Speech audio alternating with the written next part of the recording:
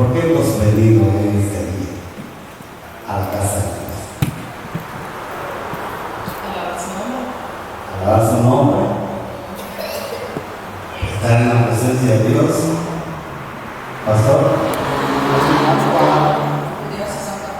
a estudiar. Y yo creo que cada uno necesitamos algo, ¿verdad que sí? Cada día necesitamos de la presencia de Dios. Ante conmigo.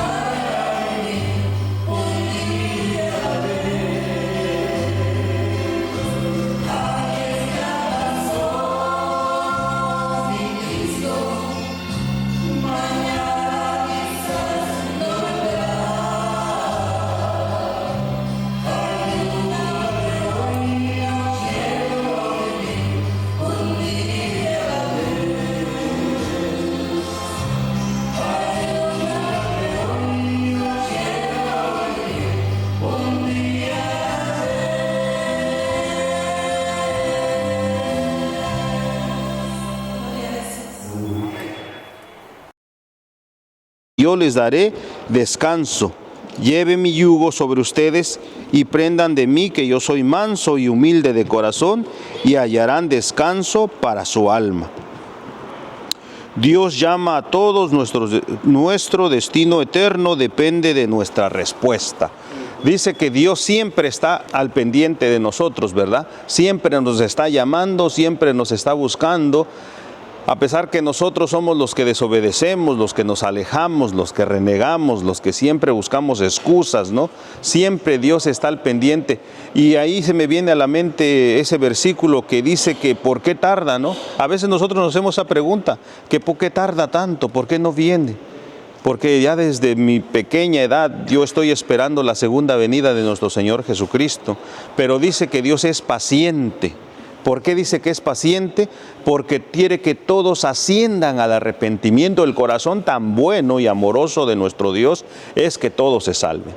Imagínense en este tan grande amor que tiene con nosotros, ¿verdad? No sabemos qué qué pecado estamos nosotros pasando, nosotros estamos escondiendo, nosotros estamos trabajando en él que no podemos quitar de nosotros, ¿no? Y Dios no quiere que nos perdamos. Dios quiere que nosotros ascendamos al arrepentimiento y Dios quiere que nos salvemos. Vamos a ver qué dice la parte del día domingo en el monte Sinaí. ¿Alguien quiere comentar algo de ese día? Vamos a buscar Éxodo 19, 1 al 8 y alguien que le dé lectura, por favor. Yo quería comentar nada más de la parte que tú leíste donde dice que, no es del domingo, es del sábado, perdón, pero es bien interesante, ¿no? Como la lección dice que a pesar de que nosotros somos los que nos alejamos de Dios, dice que Dios siempre toma la iniciativa para buscarnos, dice. Imagínense, a nosotros no nos alejamos por cualquier motivo que sea y Dios es el que siempre nos busca, siempre nos llama y sigue llamando. La Biblia dice, yo estoy a la puerta y llamo. Siempre nos está buscando a pesar de nuestra necedad, de nuestra desobediencia. Dios es un Dios que de tanta misericordia. Lo pudimos ver en toda la lección, cuánta misericordia mostró hacia los israelitas. Y eso es una parte que a mí yo me puse a pensar y digo, Dios tiene tanto amor para nosotros que a pesar de nuestro pecado nos aleja de Dios, Él siempre está dispuesto a llamarnos, dice, y a buscarnos y a traernos de regreso ante su presencia. Eso era lo que yo quería comentar. Gracias, hermano. ¿Alguien más quiere comentar algo sobre ese día? Llama mi atención esa primera pregunta que leíste de la parte del sábado.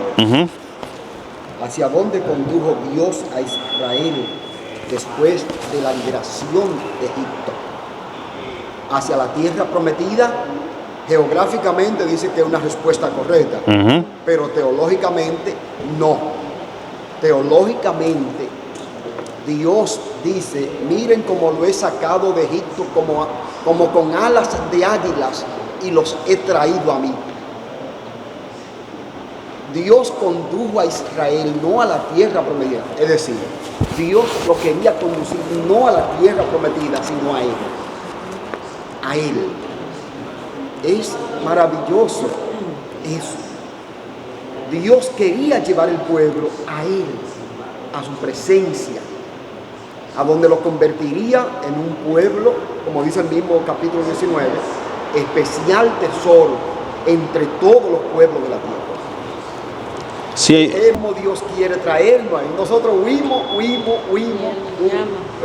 Siempre huyendo de la presencia de Dios y Él quiere traernos a Él. Wow, gloria a Dios. Incluso ahí vemos también que la mente de los israelitas, ¿no? Tal vez estaban enfocados en lo que les iba a dar, pero no como dice nuestro pastor, que ellos querían estar en comunión con Dios. Sino ellos se quejaban, pasaba algo y se tendían a quejar, y por qué, y ellos recordaban cuando estaban en Egipto, ¿no? Y esos, dices, canderos, esas ollas de carne que les daban, y dice ellos querían regresar, dice, ¿por qué nos trajiste a sufrir aquí en el desierto? ¿Sí, hermana? Yo pienso que si lo pensamos como estamos ahora, nosotros estamos buscando el cielo celestial, y algunas veces el Señor dice, espera, que primero tiene que tener una íntima relación conmigo antes de... Y entonces es lo mismo lo que nosotros estamos pasando. Nosotros maybe tenemos los ojos en lo que Él nos va a ofrecer o lo que Él nos está ofreciendo, pero Él está pidiendo a nosotros el corazón, que nosotros podamos tener una íntima relación con Él primero. ¿Quieres opinar algo? Sí, sin lugar a dudas, vemos en esta semana unas lecciones muy importantes para nuestra vida y para defender lo que hemos creído como pueblo adventista, ¿no? El mundo cristiano hoy se exalta y se devana en decir que somos salvos por la fe y únicamente se quedan en eso, en que somos salvos por la fe, pero han olvidado la importancia de los mandamientos y han llegado a decir que estos han sido abolidos y por eso no respetan el día sábado. Esta lección nos ayuda a comprender un poquito más la relación entre la fe y la obediencia a los mandamientos. Dice, la lección nos decía que Dios no les dio los mandamientos al pueblo para rescatarlos o para liberarlos, ¿no? Después de que fueron libres, les dio el camino o las pautas a seguir para un pueblo libre. Y eso es lo que hacen nuestras vidas el día de hoy. No es que nosotros tengamos que guardar los mandamientos para salvarnos, sino que como hemos sido salvos por el amor de Dios a través de su muerte en la cruz, nosotros guardamos, ¿cierto?, su voluntad como el camino del pueblo libre que ha sido rescatado para el cielo.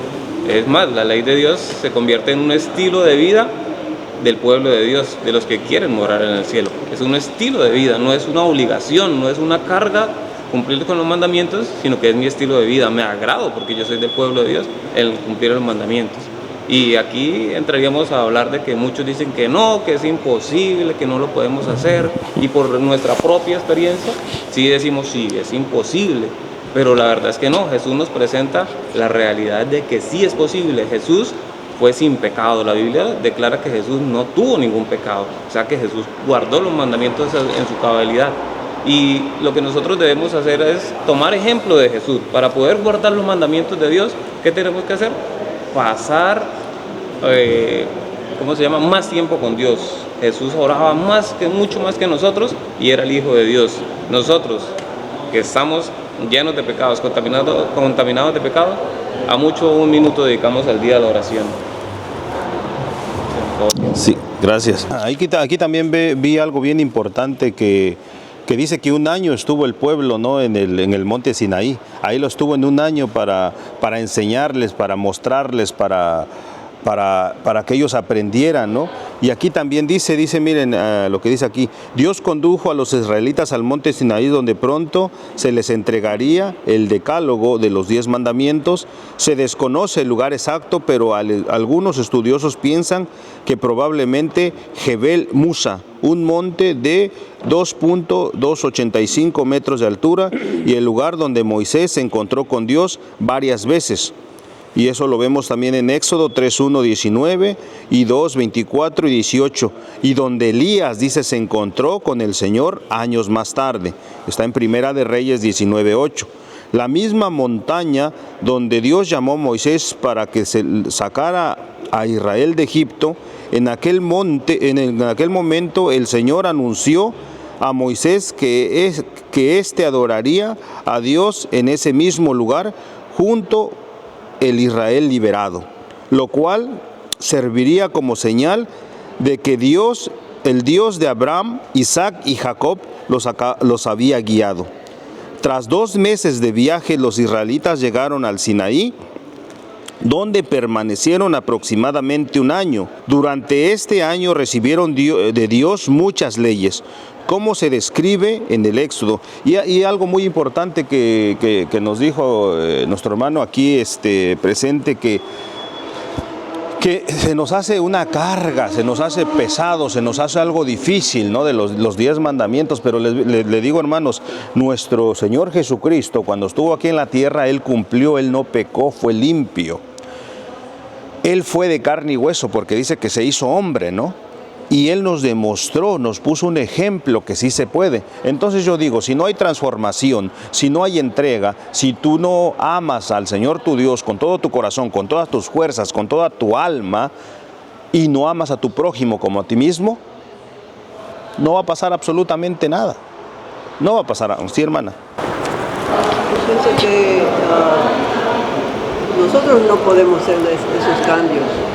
Cuando uno ya tiene en su mente que uno no puede hacer esto o uno no puede hacer lo otro, pero que cuando uno tiene cuando uno ora todos los días como el continuo, y hacemos el estudio bíblico y tratamos de abrir esas 3 cosas, nos va a dar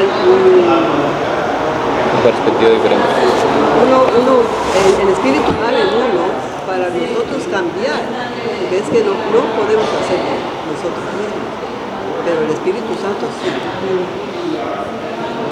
Sí. Ustedes saben que el monte Sinaí es un lugar especial en las Escrituras, por varias razones. Número uno, Moisés estaba en la presencia de Dios. La gloria de Dios que se manifestó allí hacía temblar ese monte. Y el pueblo que estaba abajo oía la gloria de Dios a través de truenos, relámpagos. Sabían que algo estaba pasando. Dios nos invita a nosotros a tener un monte también, un monte Sinaí, donde podamos ir a su presencia continuamente, donde podamos ir a ver la gloria y la manifestación de Dios. En tu casa tú puedes tener ese monte. En un lugar especial que tú decides en tu casa, puedes tener ese monte donde la gloria de Dios se manifieste. Estamos viendo muy poco poder de la gloria de Dios entre nosotros. ¿Y saben por qué? Porque no tenemos monte donde encontrarnos con Dios. Y debemos tener un monte, es decir, un rincón, un lugar en la casa donde nos arrodillemos y se manifieste la gloria de Dios. Número 2. En el monte Sinaí se le entregó a Israel la constitución. La constitución. Lo que con un grupo de gente en una nación, en un país, es su constitución. Cuando ya una nación se reúne, su asamblea, y conforma la constitución, ya se ve que es un país que tiene una soberanía, tiene una identidad, tiene un nombre, tiene un respeto. Cuando Dios le da a su pueblo en el Sinaí los mandamientos, le está dando la constitución, lo que lo identifica como su pueblo, como su nación. Es algo especial, es ese asunto de lo que Dios hace con su pueblo ahí en el Sinaí. A quien Él le está entregando esos mandamientos, Él está diciendo: ese es mi pueblo, esa es mi nación, ese es mi especial tesoro entre toda la tierra. Gloria a Dios. Amén. Perdón. Y es por eso que Ellen White siempre menciona el pueblo de Dios, porque en la Biblia se menciona el pueblo de Dios. El pueblo de Dios es la nación de Dios en la tierra. En el pasado fueron los hebreos, pero ahora somos los creyentes en Cristo Jesús, que donde quiera estemos, somos la nación de Dios. Y a nivel mundial, la iglesia tiene su organismo de cómo se gobierna la iglesia, de cómo las conferencias, las uniones, divisiones, todas están unidas bajo la Constitución, que es la palabra de Dios, los 10 mandamientos y los principios que no han dejado de ser. Por ejemplo, la forma de alimentarnos que tenemos nosotros, muy peculiares, a diferencia del resto de la cristiandad. Nosotros todavía continuamos con esto, no porque seamos unos tercos, unos necios, sino porque la palabra de Dios nos da evidencia de que todavía el sistema alimenticio es viable para el pueblo de Dios de este tiempo. Así que nosotros formamos ese pueblo y le damos gloria a Dios porque nos ha hecho parte de ese pueblo. Y otra vez, el estudio de la palabra y la oración hacen de nosotros que estemos cerca de nuestro Dios. ¿Algo? Sí, Rolando. Sí, es importante. Así es, así tiene que ser, pero el enfoque que yo estaba mirando era la desobediencia. El plan de Dios no era que se iba a tomar tanto tiempo el pueblo llegar a la tierra prometida. Pero el problema es que se tomó 40 años, hermanos. 40 días que se convirtió en 40 años, ¿no? Entonces, la desobediencia es el problema. Fue el problema de Israel. Y el problema de ahorita, de Boquil, sí, es lo mismo. Es la desobediencia. estamos igualitos que el pueblo de Israel. Todo mundo quiere hacer su propia idea, su propio plan, cuando Dios ya trazó el plan original. Mientras nosotros estemos en desobediencia, va a tomar más tiempo, hermano. Va a tomar más tiempo el que haya un cambio en nuestra vida. Yo puedo estar aquí en la iglesia, yo ya tengo más de 20 años de estar en la iglesia, y de repente pareciera que estoy peor que en el principio. ¿Me entiendes? Porque esa es la realidad. Y si tú te volteas, puedes ver la realidad. Esta es la realidad. El pueblo es necio. Es fácil argumentar y decir el pueblo de Israel era necio. Sí, estamos igualitos, hermanos. Estamos igualitos. ¿Por qué? Porque se te manda a hacer algo y no tienes ese deseo de hacerlo, hermano. Y entonces tú me vas a decir que si se te manda a hacer algo y no lo quieres hacer, tú me vas a decir que Dios te va a mandar a hacer algo y tú lo vas a hacer. No, eso no pasa, hermano. Eso no pasa. La desobediencia fue el problema de Israel. Dios les demostrar maravilla tras maravilla tras maravilla en la vida de ellos para hacer un cambio, para que ellos pudieran estar cerca de Dios. Pero ellos no querían estar. ¿Qué dijiste tú al principio? Queremos estar junto a las ollas llenas de carne. Y eso ni siquiera era cierto, hermano, porque ellos eran esclavos en Egipto. Entonces el pueblo de Apocalipsis está en lo mismo, hermano. Estamos en lo mismo. La desobediencia es nuestro grave problema que tenemos en este momento. Y entre más sigamos en nuestra desobediencia, menos podemos ver las maravillas de Dios así. Y aún así, el pastor, aún así, Dios se muestra a nosotros, como dijo la hermana, jamás tú vas a buscar a Dios, es Dios el que siempre te busca a ti. Gracias. Sabemos que los 10 mandamientos fue un regalo precioso, ¿no? Un regalo preciado que Dios dio a su pueblo, pero antes de que eso también tenía que prepararlos, dice, ¿no? Hubo preparación para eso. Y ahí es donde implica lo que Rolando está diciendo. No quería desobediencia, quería que el pueblo obedeciera todo lo que él estaba mandando para que el pueblo se preparaba para hacer. Y aquí dice que tenían que tener sus vestiduras limpias, que no deberían tocar mujer, que dice que en esos 3 días ellos tenían ese tiempo para prepararse. Incluso no podían tocar el monte, dice, antes de que se manifestara todo lo que Dios les iba a presentar con los 10 mandamientos. Entonces aquí vemos, hermanos, que implica mucho la obediencia, implica mucho escuchar la voz de Dios y obedecer. ¿Y qué pasa con nosotros? Lo estaba diciendo Rolando, lamentablemente nosotros ya no queremos escuchar. Lamentablemente nosotros ya no queremos obedecer. Queremos hacer lo que nuestros oídos quieren escuchar. Queremos hacer lo que nosotros, pues, queremos hacer, no lo que nos mandan a hacer. Dios fue un ejemplo vivo. Nuestro Señor Jesucristo fue un ejemplo vivo cuando vino a la tierra porque fue obediente. Incluso tuvo tentaciones, porque Él tuvo tentaciones por el enemigo, por Satanás. Y nosotros lo vimos cuando Él tuvo hambre, porque también pasó hambre en el desierto.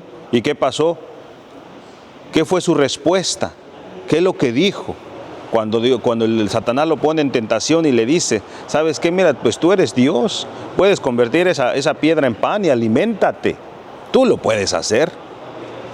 Pero Él dice, no solo de pan vivirá el hombre, sino de lo que sale de su boca. Y reprendía al enemigo y pedía que se alejara. Lo reprendía. Eso, en cuanto a lo que han venido tratando, es fantástico el hecho de que cuando Dios va a dar la tabla del testimonio, los 10 mandamientos al pueblo, ¿no? El hermano Octavio lo decía, ¿no? Se rodea el monte para que nadie subiese al monte, nadie tocase el monte. Y cuando Dios se manifiesta, el monte humeaba, temblaba, sonaba el cuerno, pues, habían truenos. Era una escena espantosa, por así decirlo. Pero cuando se presenta a Elías, ¿ustedes recuerdan cómo fue? Era un silbo apacible, suave, ¿cierto? Pero antes del silbo suave y apacible vinieron otras cosas más estruendosas. Y entonces siempre me había preguntado, ¿pero por qué? ¿Cierto? ¿Por qué cuando presenta la ley de Dios lo hace de esa manera tan terrible, tan estremecedora, pero cuando se presenta Elías lo hace ya de una manera bonita, suave, agradable, que nos gustaría más, ¿no? Y es que el pueblo de Israel, por venir de la idolatría, venir del pueblo de Egipto, necesitaba que su mente fuera impresionada. La hermana Elena White dice que el pueblo necesitaba, o nosotros también necesitamos hoy en día, atenderlos al servicio de Dios con gran reverencia, no con reverencia, con gran reverencia, dice la hermana Ellen White. El pueblo de Israel necesitaba entender la grandeza de los 10 mandamientos. Cuando se presenta Dios con Elías, estaba hablándole a un hombre que ya entendía la grandeza de los 10 mandamientos y de servir a Dios. Por eso se presenta de una manera más amigable, por así decirlo. ¿Será que nosotros necesitamos ver cosas terribles, presenciar cosas espantosas para que nos acordemos de Dios y guardemos sus mandamientos? Experiencias terribles, porque después de eso ya no seremos los mismos, ¿no? Ojalá Dios permita que escuchemos esa voz suave y apacible que nos invita cada día a obedecerlo. Y eso implica bastante la obediencia, lo que... Vamos a ver al pueblo y Elías. Elías, ¿por qué? Porque Elías fue con reverencia, con obediencia y fue limpio. Pero el pueblo era un pueblo pecador que no obedecía, que no escuchaba, que era necio. Y cuando nos encontramos en el Calvario, sucede lo mismo que en el Sinaí. Cuando Cristo entrega su vida en favor de la humanidad, sucede lo mismo. Y de esa manera, Dios le está llamando al mundo a que reconozca al que es único y soberano. Y entonces, más tarde, los discípulos van con poder glorioso a predicar ese evangelio de paz que se llama evangelio de paz, porque Cristo es el príncipe de la paz. Y vemos cómo en poco tiempo los discípulos llegaron hasta la India, llegaron a Japón, llegaron a China, llegaron por toda el África. Bueno, los apóstoles cumplieron el cometido de predicar ese evangelio de paz, ese evangelio de gloria. Y alabado sea el nombre de Dios, porque eso permitió que nosotros hoy le conozcamos. El hecho de que los discípulos salieran a otras naciones paganas, gentiles, ha hecho que nosotros gentiles estemos siendo miembros del pueblo. Aquí también vienen unas recomendaciones muy importantes, hermanos. Y dice, honrar y venerar a Dios conociéndole en el primer y más elevado lugar en cada situación de nuestra vida. Honrar y preservar la posición única de Dios y no sustituirlo por un ídolo de cualquier índole, ya sea físico, simbólico o espiritual. Nuestros efectos más puros pertenecen al Señor. Reverenciar el nombre de Dios, su reputación y su carácter, honrar su día de descanso y adoración, el séptimo día semanal del sábado. Respetar a los padres, respetar la vida, respetar el matrimonio, respetar la propiedad de las personas, respetar la reputación de los demás y respetarnos a nosotros mismos para que ningún deseo egoísta manche nuestro carácter. Qué hermosas recomendaciones sí, hermano. ¿Qué dice usted, Manches? La lección nos habla de que la ley es como un espejo, ¿no? Y nosotros cuando damos la fe de Jesús utilizamos esa comparación de la ley como un espejo que nos muestra nuestra condición de pecado, ¿no? Y nos habla de que el espejo por sí solo no puede quitarnos la mancha, puede estar sucio de tierra y el espejo no va a quitar esa mancha. Y al considerarnos en la ley tampoco va a quitar esa mancha, y por eso la ley también tiene un fin, que es conducirnos a nuestro Señor Jesucristo. Pero hay una diferencia que es lo que pasaba también con el pueblo de Israel, ¿cierto? Que tenían no en su tiempo, pero nosotros sí lo utilizamos, el que reza y peca empata, ¿no? Y lo mismo hacía el pueblo de Israel, porque cometía los pecados y llevaba el corderito, lo sacrificaba y ya, el que reza y peca empata, era lo mismo. Pero hay una diferencia entre yo me ensucio por el trabajo diario, ¿cierto? Y otra cosa en que yo me deleite en revolcarme en el mugre. ¿Se comprende lo que trato de decir? Sí. Una cosa es que yo peque, ¿cierto? Porque tengo una naturaleza pecaminosa, pero otra cosa es que yo me deleite en revolcarme en la inmundicia del pecado. Yo me puse a pensar, hermanos, y me puse a analizar, ¿no? ¿Por qué la palabra, bueno, por qué la lección dice? Y yo dije, ¿por qué la lección dice de esta manera, no? La ley no te salva. La ley no te salva. Dije yo, ¿por qué eso? Y me vine recordando, y me vine analizando, y me vino la del joven rico. Se me vino a la mente la del joven rico. El joven rico desde su pequeña edad y desde su temprana edad dice que guardaba, recordaba, memorizó, aprendió. Pero ¿qué pasó con él? No lo llevaba por obra, no lo hacía, no lo cumplía. ¿Por qué? Porque cuando Dios le dice y le manifiesta, Señor, ¿qué es lo que necesito para ser salvo? Guarda los mandamientos y sígueme. ¿Pero qué dijo él? ¿Qué fue su respuesta de él? Yo desde pequeño yo lo he hecho.